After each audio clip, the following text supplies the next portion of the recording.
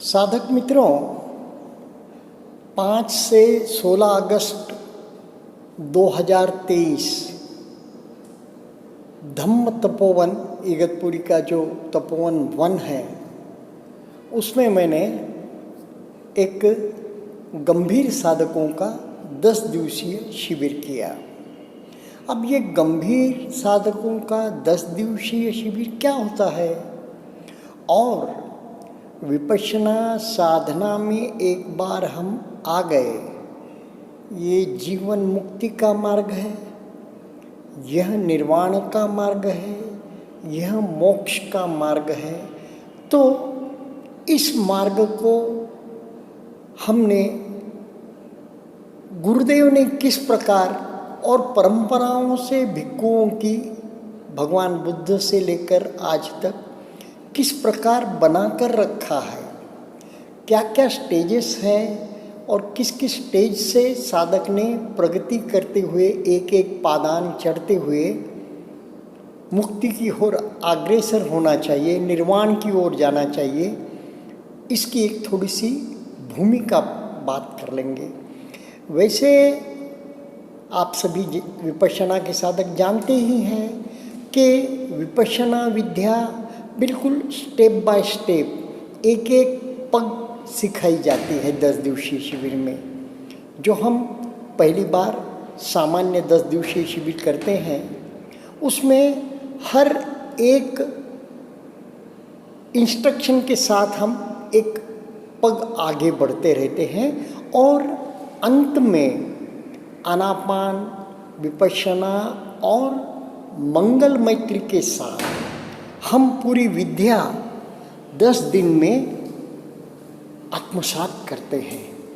अब यह तो पुण्य पारमियों पर निर्भर है अपनी अपनी, जैसे गुरुदेव की पुण्य पारमी ऐसी कि उन्हें अनेक प्रकार की उपलब्धियां पहले शिविर में ही हासिल हो गई। उनका माइग्रेन जैसा असाध्य दुसाध्य मनोकायिक रोग जाता रहा और उन्हें फ्री फ्लो जिसे कहें या धारा प्रवाह जिसे कहें, पसद्दी जिसे कहें या फिर दिव्य ज्योति के दर्शन जिसे कहें, उन्हें पहले शिविर में ही उपलब्ध हो गए।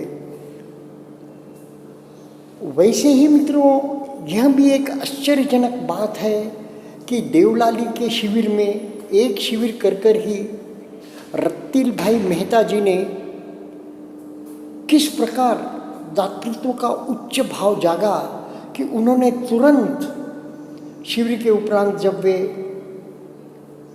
इगतपुरी के आज का जो अपना केंद्र है उस स्थान को गुरुदेव ने देखा तो उन्होंने तुरंत उसी दिन 17 एकड़ की रजिस्ट्री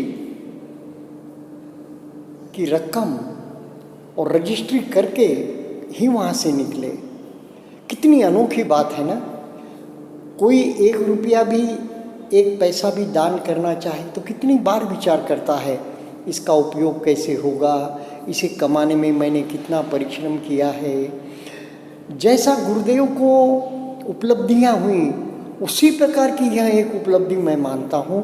किसी के मन में इतना विशाल उस ज़माने में 1975, 76, 74 में ऐसा दातृत्व भाव उठना कि उसने अपनी कितनी मेहनत की, कितनी कौशल्य की, कितनी बुद्धि से कमाई हुई अमाउंट एक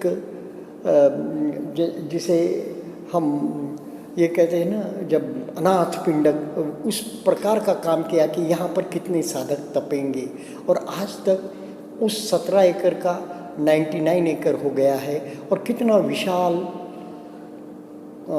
ये ध्यान का केंद्र 3 ध्यान केंद्र हो गए हैं मुझे। उसमें आज एक इगतपुरी का धम्मगिरी, तपोवन 1, तपोवन 2। तो हम बात कर रहे थे कि स्टेप बाय स्टेप।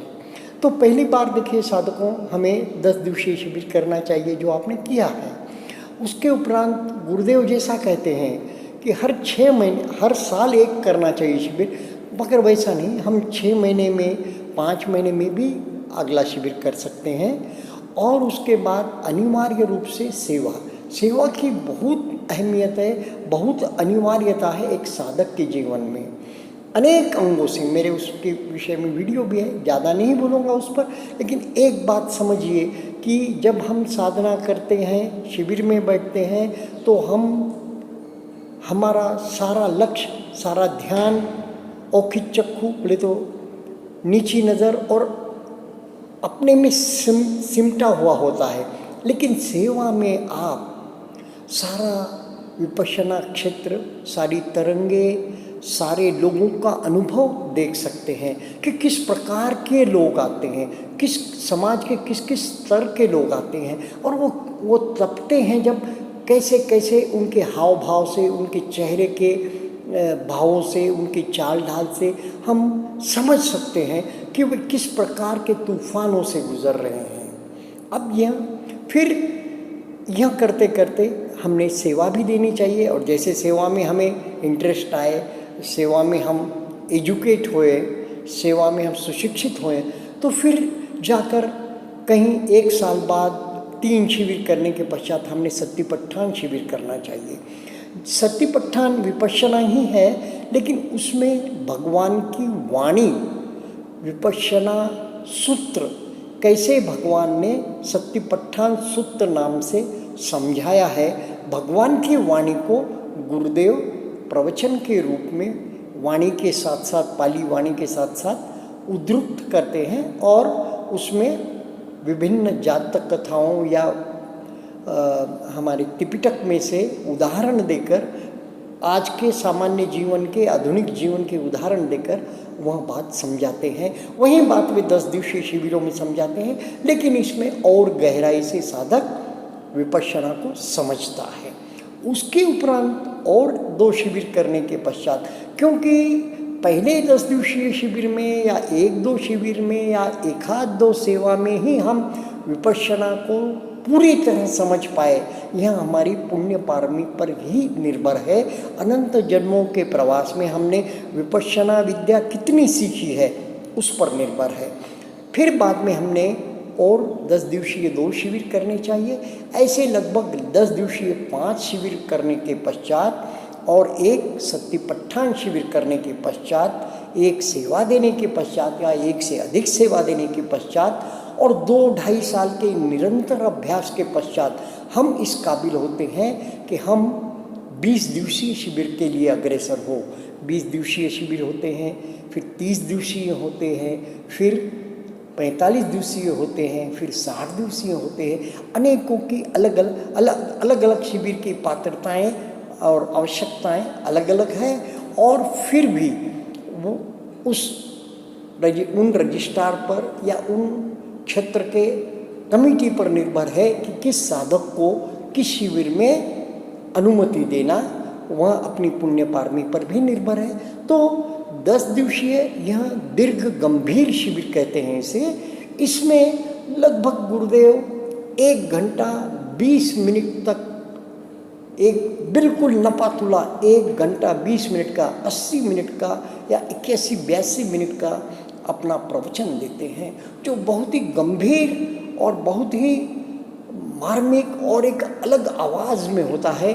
जैसे कि कोई बुजुर्ग पिता अपने समझदार वयस्क बेटे को कुछ महत्व की, जीवन की महत्व के रहस्य उद्घाटित कर रहा है, कुछ रहस्य की बातें बता रहा है। तो इस प्रकार का यह 10 दिवसीय शिविर होता है। इसमें क्या होता है, सिर्फ 8 से 9 की साधना सुबह की, दोपहर के 2:30 से 3:30 की साधना, शाम को 6 से 7 की साधना, और उसके उपरांत गुरुदेव का मैराथन प्रवचन। यह साधक को अनिवार्य रूप से, सांघिक रूप से बैठकर अटेंड करना होता है। बाकी तो साधना 4 बजे उठकर 4:30 बजे आपको जाकर शून्यागार में बैठना है। तो साधक बाकी समय में शून्यागार में तपता है, चाहे तो हॉल में भी बैठ सकता है, चाहे रूम में भी साधना कर सकता है। तो यह ऐसा गंभीर शिविर होता है।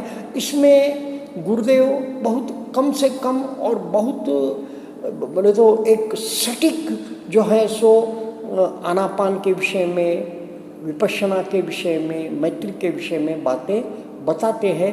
वह हमें 24 घंटे फॉलो करनी होती है। जैसे कि सवेरे 8 के 9 में कुछ इंस्ट्रक्शन दिए वहीं फॉलो कर रहा है, फिर बाद में 2:30 से 3:30 में 1, 2, 4 इंस्ट्रक्शन, इस प्रकार। तो यह शिविर का क्रम चलता है।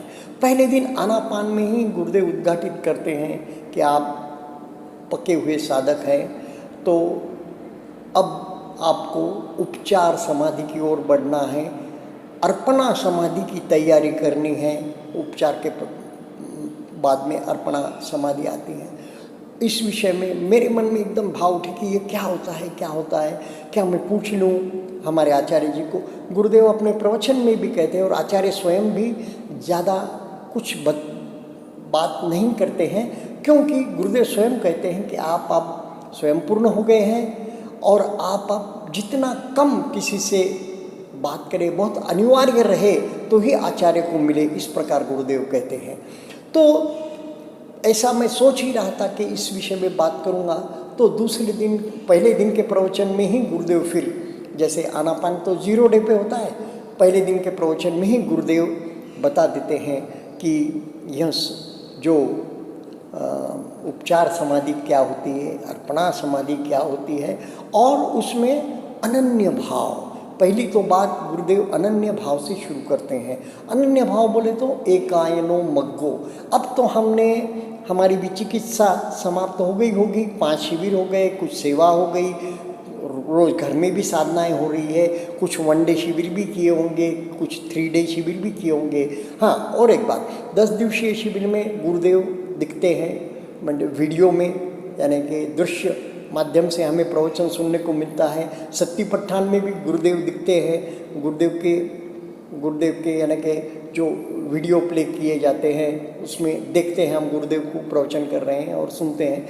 इन 3 दिवसीय शिविर में भी ऐसा होता है कि ऑडियो ही प्रवचन होता है। वैसे ही इस गंभीर शिविर में और आगे के गंभीर 20 दिवसीय 30 दिवसीय 45 गुरुदेव के ऑडियो प्रवचन ही होते हैं। उसमें साधक साधना करते हुए ही प्रवचनों को सुनता है। अब इनमें गुरुदेव 7 विशुद्धियों की उपलब्धि की बात करते हैं। 4 इद्दीपाद मैंने कि सिद्धियाँ जिसे कहे, रिद्धि सिद्धि, तो उसकी बात 4 सिद्धियों की बात गुरुदेव करते हैं। और भी बहुत से रहस्य गुरुदेव उद्घाटित करते हैं। 4 आर्य सत्य के विषय में भी कहते हैं, जैसे विशुद्धि यानी कि शील विशुद्धि है, चित्त विशुद्धि है, मार्ग कुमार्ग विशुद्धि है, इस प्रकार, और फिर दर्शन विशुद्धि या इस प्रकार की बात करते हैं। अब गुरुदेव के सारा प्रवचन या कुछ सारी बातें मैं इन वीडियो में बताऊं, ये बात नहीं है, खाली आपको प्रेरणा जगे और ये मार्ग कैसा है, इस मार्ग में आगे क्या क्या है यह मालूम होना चाहिए। नहीं तो खाली हम एक 10 दिवसीय शिविर करते जा रहे हैं, तो ऐसा नहीं है। इनकी गहराइयों में भी हमें उतरना है और उतरना चाहिए मार्ग के पथिक को। इसमें गुरुदेव फिर अब कुछ शब्दों की बात करते हैं, जैसे निर्वाण शब्द है, निब्बाण यानी कि बाण यानी कि तीर को भी आप कह सकते हैं, तीर को भी आप बाण कह सकते हैं। जो बाण लगा है यानी कि इस जीवन का बाण लगा है या इस अष्टकलापों का बाण लगा है, इसे निकाल बाहर करना है, निब्बाण करना है। दूसरा गुरुदेव कहते हैं कि एक घर है, जल रहा है, सारा घर जल रहा है, जलते हम एक रूम में सोए हैं, आग रूम तक पहुंच गई, रूम भी जल रहा है, फिर आपके कॉट तक पहुंच गई, कॉट भी जल रहा है, आपके केश जल रहे हैं, सारा अंग जल रहा है। इस प्रकार सारा भव संसरण, हमारा सारा शरीर जलावन से भरा है, सारा शरीर जल रहा है अनेक विकारों से। भले ही राग के विकार हो, उसमें भी हम जलते हैं व्याकुलतावश। जो व्याकुलताएं हैं, ये हो जाए, वो हो जाए, ऐसा हो जाए, ऐसा न हो जाए, और जो द्वेष, मत्सर, ईर्ष्या, ये तो विकार जलाते हैं। क्रोध, ये तो जलावन ही है, और बाकी राग भी जलावन है और द्वेष भी जलावन। तो निब्बाण, निर्वाण, वाण बोले तो अंगार, वाण बोले तो जलता हुआ, बिल्कुल पूरा शरीर जल रहा है, तो इसको हमें निब्बाण बोले तो जलन से बाहर आना है। तो सुख दुखों के परे पहुंचना है, ये परे दुखों की परिधि लांघ जानी है हमें, तो इसे निब्बाण यानी कि इससे दुखों से बाहर आने को, इस जलन जलावन से बाहर आने को निब्बाण शब्द का उपयोग किया जाता है। तो इस प्रकार गुरुदेव हमें अनेक शब्दों के अर्थ और चमत्कारों की भी बात गुरुदेव करते हैं। जैसे परकाया प्रवेश है, या एक से अनेक काया में जाना है, या हवा में चलना है, हवा में तैरना है, या पानी पर चलना है, या कुछ दिव्य श्रवण या दिव्य ज्योति, इनकी भी बात गुरुदेव कहते हैं।